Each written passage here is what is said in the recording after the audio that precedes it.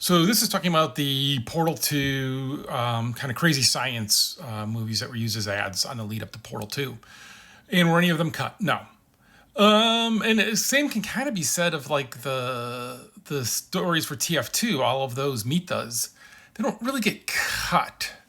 So in the case of Portal 2, it was a little simpler. Of kind of had a couple big meetings with the animators and people who are going to be making this stuff, and kind of just storyboarded out some ideas of things. And then what they do is they take a temporary song and they sub that in, and they're going to listen to that. It's just weird because some of them I can still hear the temporary song when I see them.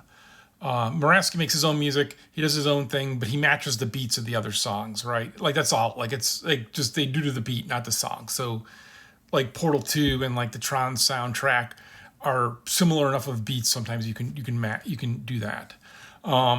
And so they would just start working on them, and they would, as soon as they could, they would play test them, and then they would be like, oh, okay, this is what's not working, and change it, and just keep adapting it, and then say at one point, okay, this one's done, this one's done, this one's done. But it was always a moving target, which is why, and it's how games are made too, and this is like how, when talking with people sometimes about games, it's really hard because someone will be like, well, I want where a game's never allowed to update, or I'm always allowed to roll back to an old update.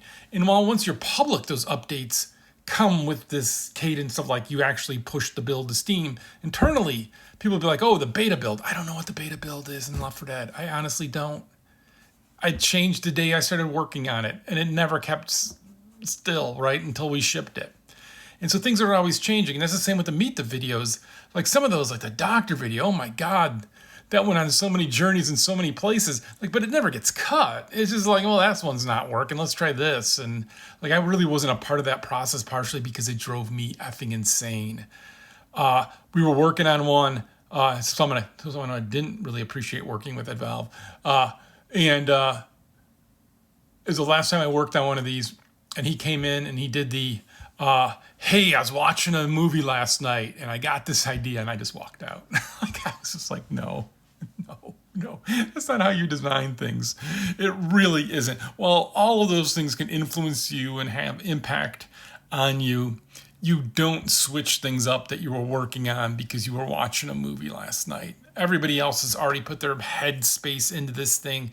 You shape and you have like whatever, like, oh my God, this is a great idea from the movie. You have that come in, you have that impact and influence what you're making, but you don't throw out what you're making to do that. And those meet the stories. I mean, eventually saner heads would prevail and take over that whole process, I think.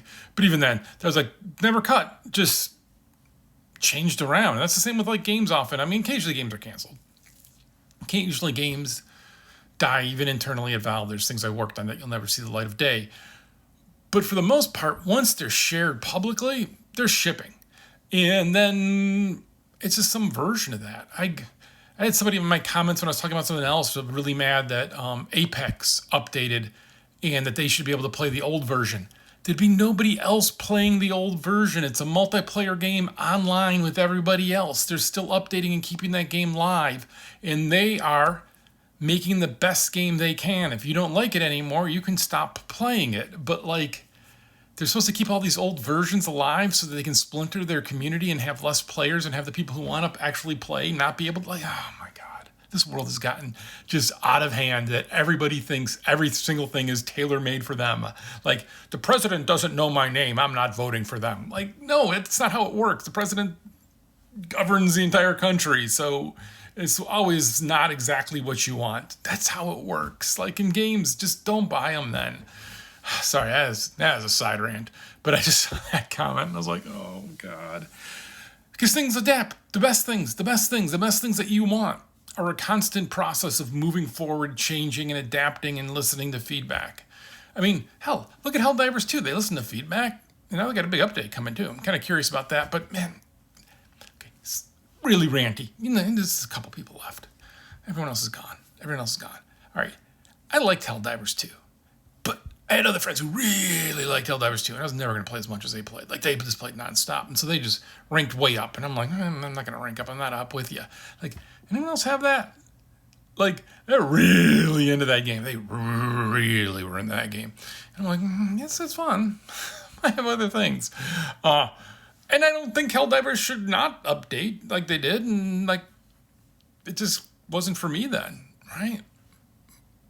They keep playing. I'm kind of interested to see what the update is, but will I play it?